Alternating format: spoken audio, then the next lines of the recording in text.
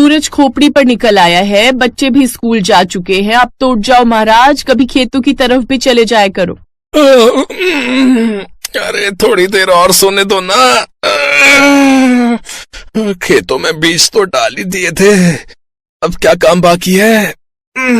अच्छा, अगर ऐसा है तो सिर्फ बच्चों को पैदा कर देते, उसके बाद उन्हें पढ़ा लिखा क्यों रहे हो?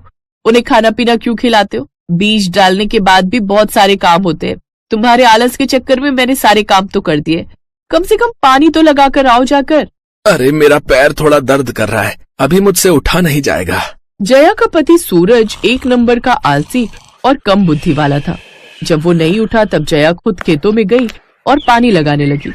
पानी लगाते हुए वो अपनी जिंदगी को कोसने लगी। पता नहीं किस आलसी से मेरी शादी करा दी मेरे माँ बाप ने, मेरी तो जिंदगी बर्बाद हो गई। खेतों में पानी डालने के बाद जैसे ही जया घर पहुंची तो देखा कि उसके दोनों बच्चे घर वापस आ चुके थे। अरे बच्चों, आज तुम दोनों बहुत जल्दी आ गए, आज जल्दी छुट्टी हो गई क्या? दोनों बच्चों का चेहरा उतरा हुआ था। माँ के बार बार पूछने पर उन्होंने जवाब दिया, माँ हमारी फीस नहीं जमा है ना, इसीलिए स्कूल वालों ने हमें स्कूल से निकाल दिया। ये बात तुम लोगों ने अपने बाप को बताई? बताई थी, लेकिन वो सो रहे हैं। उन्होंने बोला कि मुझे सोकर उठने दो, फिर देखता हूँ। अरे यार, क्यों तुम लोग सुबह सुबह इतना शोर मचा रहे हो? हैं? स्कूल वालों ने निकाल दिया तो क्या हुआ? वैसे भी पढ़ाई लिखाई करने से होगा क्या? आजकल पढ़े लिखे बेरोजगार बैठे हैं घर में। आप तो कुछ बोलो ही मत, चुपचाप जाकर सो जाओ। बच्चों तुम लोग कपड़े बदल लो, मैं खाना लगा देती हूँ। जया किसी भी कीमत पर अपने बच्चों की पढ़ाई बंद नहीं करना चाहती थी, इसलिए रात में उसने अपनी अलमारी खोली जिसमें सोने के झुमके रखे हुए थे। अब मेरे पास यही आखिरी उम्मीद बची है, इन्हें बेचकर कुछ दिन घर चला लूंगी और अपने बच्चों की फीस जमा कर दूंगी। इसके बाद तो सारी उम्मीदें ही खत्म है, पता नहीं क्या होगा हमारा। शाम को जया अपने झुमके लेकर मार्केट गई और उसे बेचकर कुछ सब्जियां, खेतों के लिए कुछ कीटनाशक दवाएं लेकर आ गई। बच्चों, कल तुम लोग मेरे साथ स्कूल चलना, मैं फीस जमा कर दूंगी। और ये बताओ तुम्हारे पापा कहाँ गए? माँ, पापा तो बड़े पापा से मिलने गए हैं। ये सिर्फ अपने बड़े भाई की बात मानते हैं, वो एक दिन इन्हें बर्बाद कर डालेंगे। खुद तो इधर उधर से चालाकी करके पैसा कमाई करते हैं, ढेर सारा पैसा है उनके पास। वहीं दूसरी तरफ सूरज अपने बड़े भाई के पास बैठकर ताश खेल रहा था। भैया, जया जब देखो तब मुझे ताने मारा करती है। अरे तो फिर जमा कर दो ना।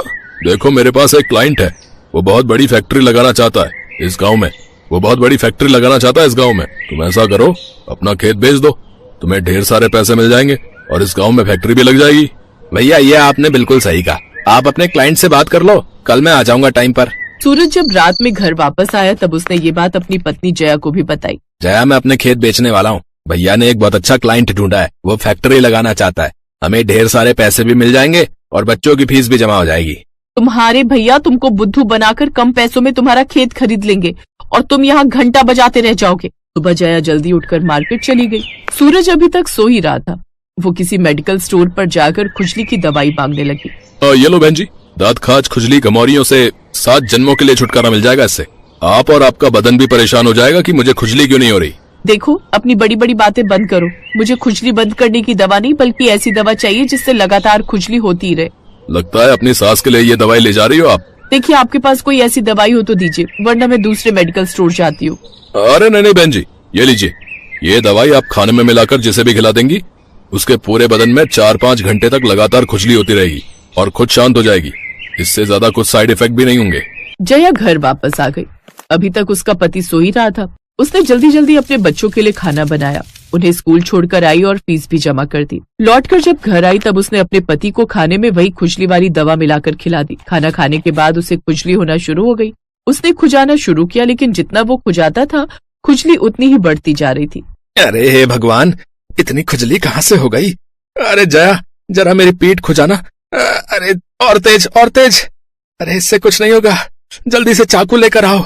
जया को तो सब पता ही था। ऐसा करते करते कई घंटे बीत गए। उसके बच्चे भी घर वापस आ गए। अरे बच्चों, मेरे बदन में बहुत तेज खुजली हो रही है, जरा तुम दोनों मिलकर मेरी पीठ खुजाओ ना। तुम दोनों के नाखून बहुत बड़े हैं। दोनों बच्चों ने पूरी ताकत से सूरज को खुजाना शुरू किया, लेकिन खुजली अभी भी बंद नहीं हो रही थी। जब 4-5 घंटे बीत गए तब खुजली खुद ब खुद थोड़ी शांत होने लगी, लेकिन तुरंत ही जया ने फिर से खाने में दवा मिलाकर सूरज को खिला दी। हाँ, ये सही रहेगा। जब मैं उछलने कूदने लगता हूँ, अपने आप को किसी काम में बिजी कर लेता हूँ, तब मेरा ध्यान खुजली से हट जाता है। ऐसा करता हूँ, उछलता कूदता ही रहता हूँ। हाँ। खेतों में जाकर काम करो, काम करोगे तो खुजली का एहसास नहीं होगा। अभी आपने कहा ना। हाँ हाँ जया, ये सही रहेगा। आज पूरा दिन खेतों में काम करूंगा। हाँ हाँ। खेतों में पहुंचकर वो जल्दी जल्दी काम करने लगा। तभी उसे ढूंढता हुआ उसका बड़ा भाई वहाँ पहुंच गया। अरे सूरज, तुम बंदरों की तरह क्यों इधर से उधर कूद रहे हो? अरे तुम्हें पता है ना, क्लाइंट हमारा इंतजार कर रहा है और तुम यहाँ खेतों में काम कर रहे हो। उसका बड़ा भाई कम रेट में उससे खेत लेना चाह रहा था, इसलिए उसने बहुत समझाने की कोशिश की, लेकिन सूरज को तो खुजली मची थी, इसलिए वो नहीं गया। अब जया हर रोज उसके खाने में वही खुजली वाली दवा मिला देती थी, जिससे सूरज दिन भर खेतों में ही काम किया करता था। ऐसे ही कुछ महीने बीत गए और जब फसल तैयार हुई तो उसे देखकर जया और सूरज दोनों खुशी से झूम उठे। जया, ये देखो हमारी फसल, देखो एक बार, पूरे गांव में सबसे अच्छी फसल हमारी हुई है। हम तो माला माल हो जाएंगे जया। आप दिन भर खेतों में काम किया करते थे तो उसका रिजल्ट तो मिलना ही था। मेहनत कभी जाया नहीं जाती। जब उन लोगों ने वो फसल बेची तो उनके पास खाने के लिए भी कुछ महीनों के लिए अनाज बच गया और ढेर सारे पैसे भी आ गए। दिन भर उछल कूद करते हुए, खेतों में मेहनत करते हुए उसके दिमाग में जो चर्बी चढ़ गई थी वो पूरी तरीके से अब उतर चुकी थी। अब वो भी समझदार हो चुका था। अब आपको समझ में आया, आप खेत बेचने जा रहे थे, उससे क्या हो जाता, जो भी पैसे मिलते खर्चे हो जाते। देखिए, हमने फसल बेचकर लाखों रुपए कमा लिए हैं और खेत भी हमारे पास है। तुमने बिल्कुल सही कहा जया। आलस के चक्कर में मेरी खोपड़ी में चर्बी जम गई थी, जो कि मेरी मेहनत करने से अब उतर चुकी है। जितने की ये फसल बिकी है उससे 4 गुना कम में भैया मेरा खेत बिकवा रहे थे। मैं तो लुट जाता। चलिए, अब आपकी अकल ठिकाने आई गई है तो आपको एक सच्चाई मैं बता देती हूँ। ये सब कुछ आपकी खुजली की वजह से हुआ ना, लेकिन कभी आपने सोचा कि ये खुजली अचानक हुई क्यों? मेरी वजह से। मैं ही आपके खाने में हर रोज खुजली की दवाई मिला देती थी, तभी ये सब संभव हो पाया। जया, अगर ये बात तुम मुझे पहले बता देती ना तो मुझे तुम पर बहुत ही गुस्सा आने वाला था, लेकिन अब मुझे तुम पर बहुत प्यार आ रहा है। मेरी नजरों में तुम्हारी इज्जत बढ़ गई है। आज के बाद मैं कभी आलस नहीं करूंगा और खेतों में खूब मेहनत करूंगा। अपने बच्चों को खूब पढ़ाऊंगा ताकि वो बड़े आदमी बने। इस तरह से जया की चालाकी से सूरज का पूरा दिमाग ही बदल गया। उसका आलस भी छूट गया। अब वो लोग खुशी खुशी अपने घर में रहने लगे। दीनापुर नाम के गांव में आशा नाम की एक बूढ़ी औरत रहती थी, जो कि बहुत ही खड़ूस थी। उसके परिवार में उसके अलावा कोई नहीं था। गांव में सभी जानते थे कि अगर हम उससे कुछ कहेंगे तो वो उसका उल्टा ही जवाब देगी। बुढ़ापे की दहलीज पर होने की वजह से उसमें खूब गुस्सा भर गया था और वो लोगों पर खूब चिल्लाती थी। लेकिन आशा देवी खाना बड़ा ही स्वादिष्ट बनाती थी। उसके खाने की खुशबू सबको उसके घर की ओर खींच लाती थी। एक रोज, अरे वाह, इस मटर पनीर में से बड़ी ही अच्छी खुशबू आ रही है। आज तो भरपूर मटर पनीर खाऊंगी। आज तो दावत है मेरी। अम्मा, आज क्या बना रही हो? बड़ी ही अच्छी खुशबू आ रही है। तू क्या करेगी जानकर, हैं? और क्यों आई है यहाँ? माँ ने ये दूध भिजवाया था, उनके हाथ से आपका दूध गिर गया था ना। अच्छा ठीक है, चल जा अब यहाँ से। रेनू वहाँ से चली गई। उस दूध को देख आशा ने सोचा, मटर पनीर के साथ मैं खीर भी बना लेती हूँ। आज मीठे में खीर खाने की बड़ी इच्छा हो रही है। अब खीर बना रही हूँ तो साथ में थोड़ी पूरी भी निकाल लूंगी अपने लिए। वैसे भी तो कभी कभार ही पकवान खाने को नसीब होते हैं। लेकिन मावा तो है ही नहीं खीर में डालने के लिए। आशा देवी मावा लेकर घर लौट रही होती है, तभी उसे बिरजू मिलता है। क्या बात है काकी, मावा? लगता है आज कुछ खास बन रहा है घर पर, है? सुना है बड़ा ही स्वादिष्ट खाना बनाती हो तुम। अरे कभी हमें भी अपने घर पर बुलाया करो। क्यों? वो अपनी लुगाई को जाकर बोल, मैंने क्या तेरा कर्जा लिया है जो तुझे बनाकर खिलाऊं? हाँ? कुछ देर बाद आशा देवी घर पहुंचती है और खीर में मावा डालती है, जिससे उसके घर से खूब अच्छी अच्छी खुशबू आने लगती है। वो खुशबू सूंघकर उसकी पड़ोसने किसी न किसी बहाने से उसके घर आती हैं, लेकिन आशा देवी बिना किसी को कुछ दिए ही वहां से भगा देती है। जब सारा खाना पककर तैयार हो जाता है तो वो अपने लिए थाली में पकवान डालती है और खाने के लिए बैठती है। लेकिन तभी उसे याद आता है, हे राम, इतनी बड़ी गलती मुझसे कैसे हो गई? भला मैं राम जी को भोग लगाना कैसे भूल गई? राम राम राम राम, मैं अभी भगवान को भोग लगा कर आती हूँ। आशा देवी जब भी कुछ अच्छा बनाती तो भगवान को उसका भोग लगाने मंदिर जरूर जाती। उस रोज भी वो एक थाली में भोग निकालकर मंदिर चढ़ाने ले गई। क्या बात है काकी, आज क्या भोग लगाने आई हो भगवान को? आज पकवान बने हैं तो सोचा भगवान को भोग लगा दूं। भगवान के साथ साथ कभी ब्राह्मण को भी भोजन करवा दिया करो। तुम तो रहने ही दो पंडित, तुम्हारी जीभ कितनी चटोरी है ये सब हम अच्छे से जानते हैं। भगवान का लगाया हुआ भोग भी तुम खुद ही खा जाते हो, ये बात हम अच्छे से जानते हैं। इसीलिए आज मैं खुद भगवान को भोग लगाऊंगी। ये सुनकर गुस्से में पंडित वहां से चला जाता है। आशा देवी भी भोग लगाकर कुछ देर बाद घर लौट आती है, लेकिन घर पहुंचकर वो देखती है कि उसका सारा खाना खत्म हो गया है और सारे बर्तन खाली पड़े होते हैं। हे राम, मेरा सारा खाना कौन खा गया, फटे मुंह उसका। आशा देवी रोते हुए मुखिया के पास जाती है और उसे सारी बात बताती है।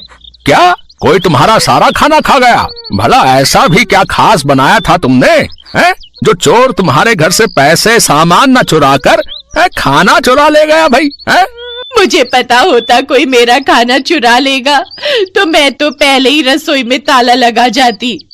मुखिया उसको आश्वासन देता है कि वो जल्द ही उस चोर को ढूंढ निकालेगा। घर आकर आशा देवी भूखे पेट ही सो गई। अगले दिन मुखिया उस बुढ़िया के पास आया और कहने लगा, आज तुम फिर वही खाना बनाना जो तुमने कल बनाया था। अच्छा, और ठीक वही चीजें दोहराओ जो कल दोहराई थी। जिसने भी चोरी की होगी वो फिर उसे खाने आएगा। हाँ, लेकिन मुझ बुढ़िया के पास अब उतने पैसे नहीं हैं। अरे ये लो पैसे रखो और अब वही करो जैसा मैं कहता हूँ, समझी?